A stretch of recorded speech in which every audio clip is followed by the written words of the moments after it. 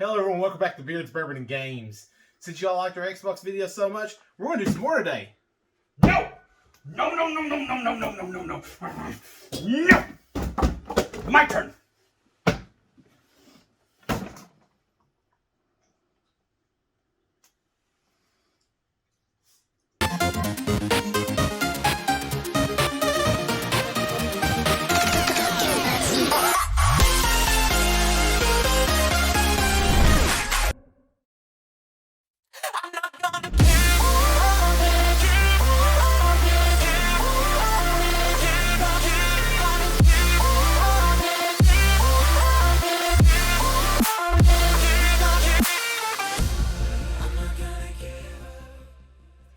Hello and welcome back to Beards, Bourbon, and Games. Today we have the glorious PlayStation 5 Modem.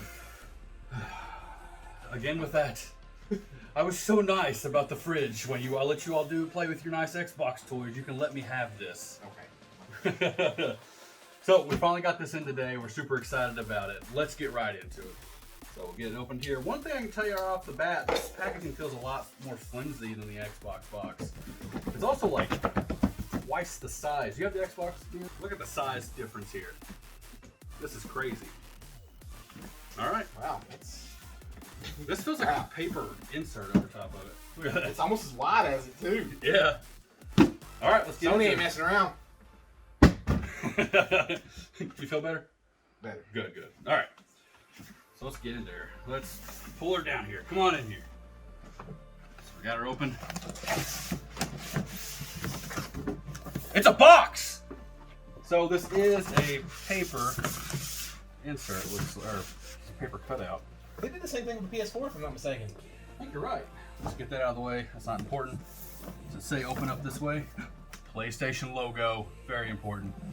Branding is everything. Oh, look. Instructions. Oh, that's totally good because I didn't know what the next step was. I didn't either. I figured we'd just repackage it up, put it back in the box. Is that how you open this thing? Yes. Okay, good. Again, this doesn't feel as... I think this is supposed to come out. It does. Oh, it's designed to open from the top. Let's get this out of the way here. We do things differently. So, have the power cable, kind of a standard hexagon 8 or figure 8. The important manual. Gotta have that. Me. Oh, okay. Oh, and here we go. I've been waiting to get my hands on this for a while. Oh. Oh, wow.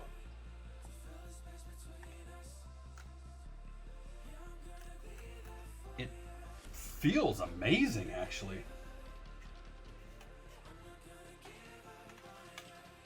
It's crazy. And the funny thing is, I don't think we can zoom in that far, but these little rough grips are actually triangles, circles, squares, and X's all around this. It feels great, though. It's really easy to get to all the buttons. Of course, I got super meaty hands, but feel that. Definitely kind of beefier than the PS4 controller, it feels like. At least the feel of it. It does. It's very strong. Pretty happy with that. Oh, I turned it on. It's communicating with the mothership. Someone else has bought one of our things. And we can see that they've transitioned away from the dog. Well, it still kind of feels like a dog nose, but it's actually kind of a different texture around the ring of the joysticks. The D-pad? I don't know. It's good by Sony standards.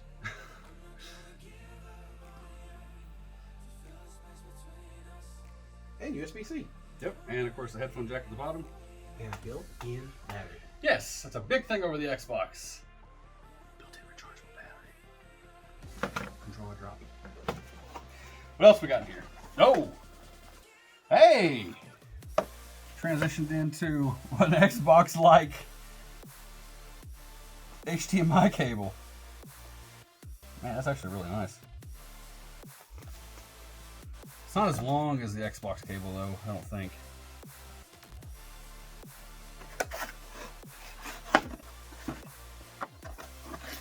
And there's something Xbox did come with. A charger for the controller. It is a USB-A to USB-C type. Now here's the thing everybody complained about and then thought was really cool. This is a lot smaller than I thought it was. Looking at videos online of this, it seemed a lot bigger to me. Is that the stand? That's the stand. The cool thing about this, this little compartment right here, is you turn one way is for it to stay straight up, and one way is for it to when it's on its side. So there's a screw here that locks in to keep it upright. And there's the screw. You're able to keep it in there. So I'm gonna take this out. If I can get hold of it. Goes into here. Goes in the bottom of the PlayStation. We want it to be upright. And of course, when you're laying it down, just take it back out, stick it back in here. It snaps in. Real nice design. And locks in so you don't lose it. Because I lose a lot of things. What's this? We missed this. Quick start guide. All right, you ready for the Chungus? Let's bring out the radio tower.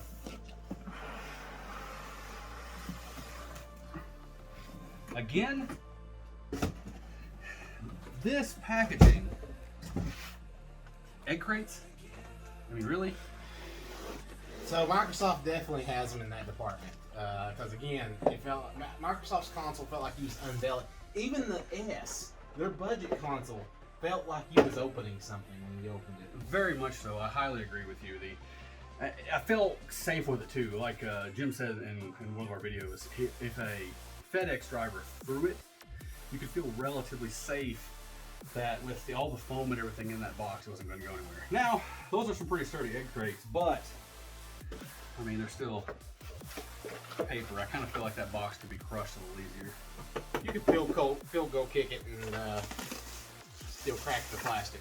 Now, this is the first time I've actually seen one in person. I haven't actually got to see any in the wild anywhere. I'm very excited about. Oh, Lord, that thing is huge! Look at that! That's what you Look how big that sucker is.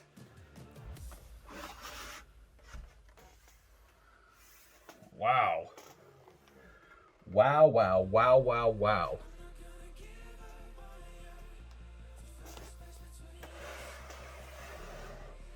So we got up front here,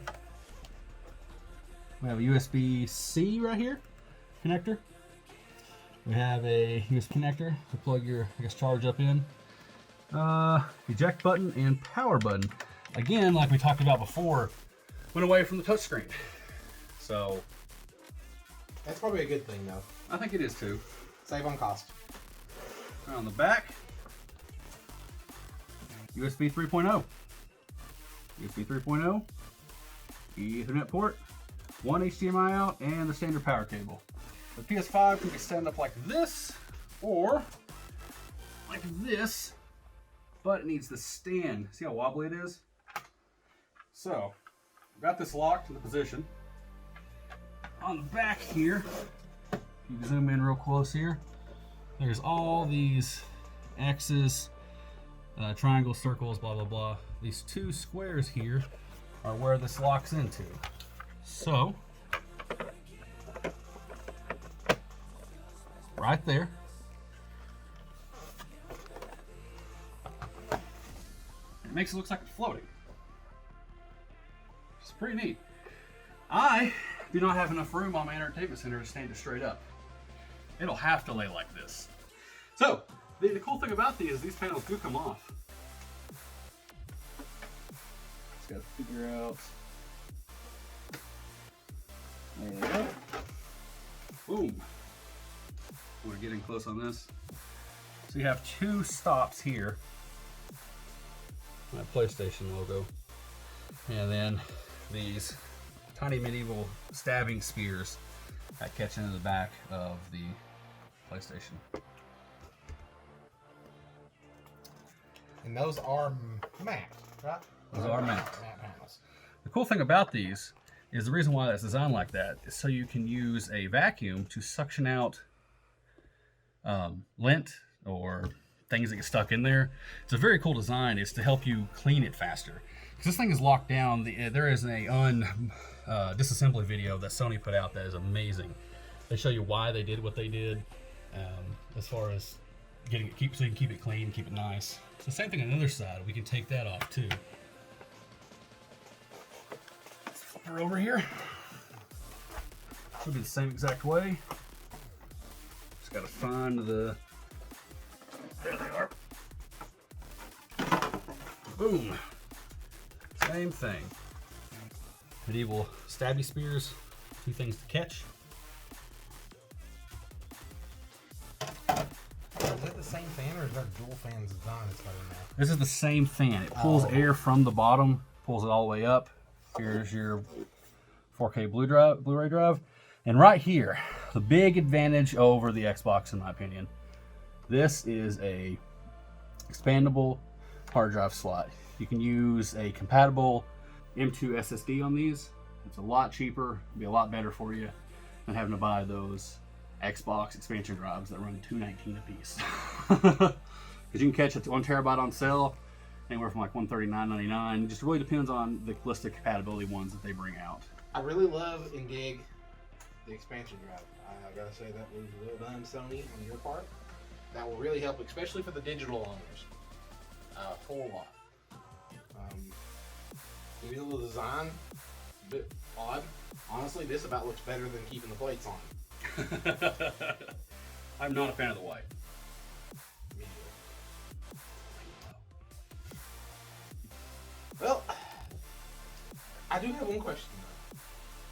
And no one's answered it for me yet. Oh no, you've had enough.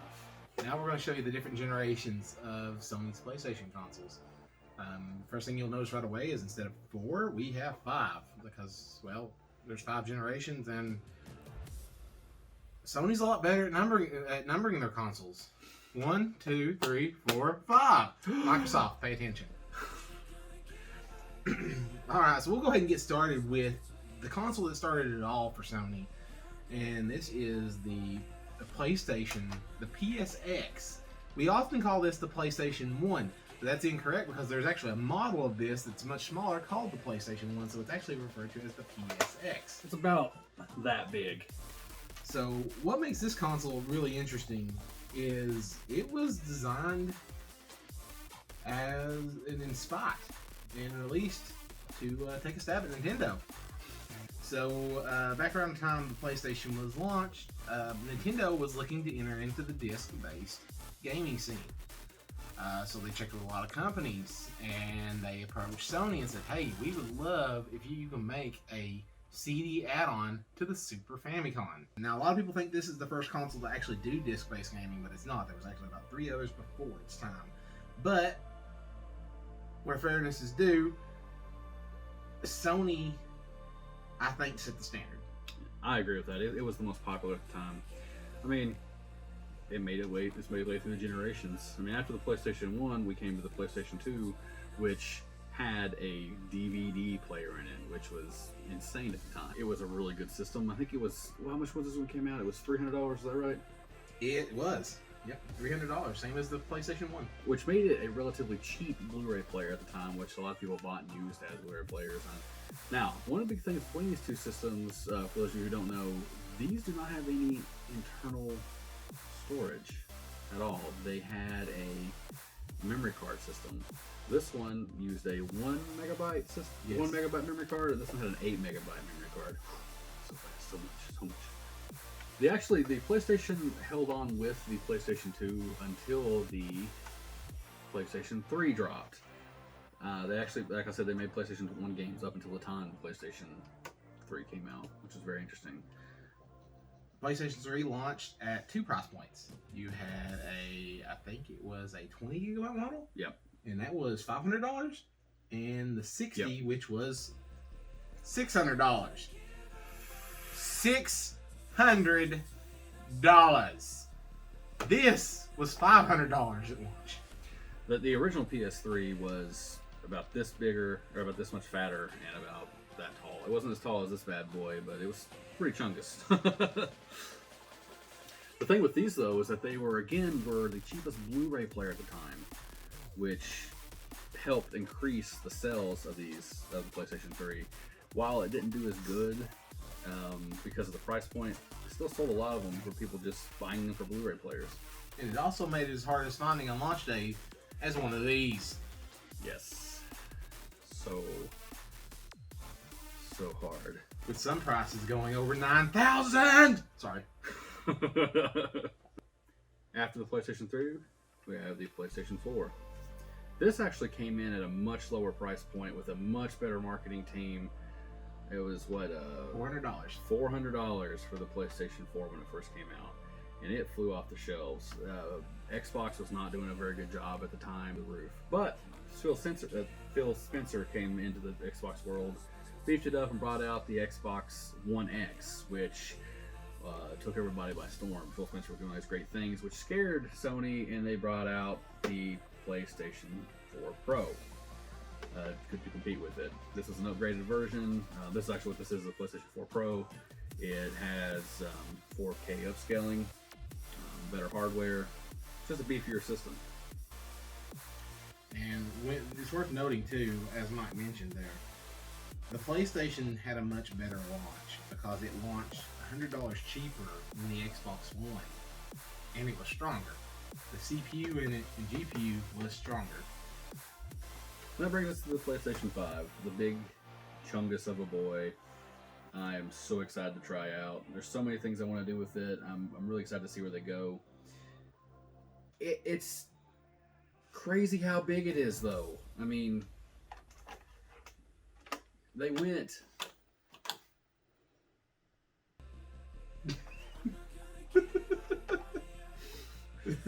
They went from having a sleek design on the PlayStation 4 to this massive alien ship router. I know a lot of it has to do with their cooling system and how they wanted to pull cooling through. But it's a big boy. I mean, we thought the Xbox was going to be a big boy, but no. Oh, this thing dwarfs it. That thing dwarfs it. It is massive. And good job, Sony, by the way. There's only like 25 PS4 games that will not play on this. He did it. Oh, anything else, Ed? Well, this one launched at this version launched at $500, and the digital version, which by the way is a probably better option than Microsoft's digital version. Oh, very much so. Is launched at $400, which honestly is probably a different discussion for a different time. Microsoft probably would have been better off of making a disc-free Xbox Series X to compete with this. I agree, because doing a purely digital system, PlayStation's winning out in that market because it is just a system without a disk drive. However, expandable storage. Much expandable storage.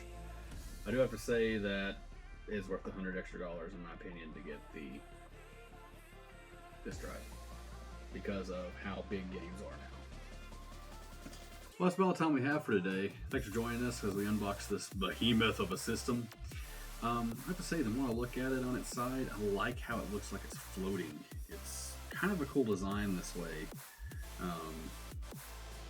I don't know, I'll have to see kind of how I feel about it after a couple of days or a couple of weeks when it's taking up my entire entertainment system. Right next to the Xbox Series X. Which is taking up a small amount of my entertainment system. But anyway, thank you so much for joining us today. As always, I'm your co-host Mike. With me is Conqueror Corey. And we'll see ya. Can I blend it?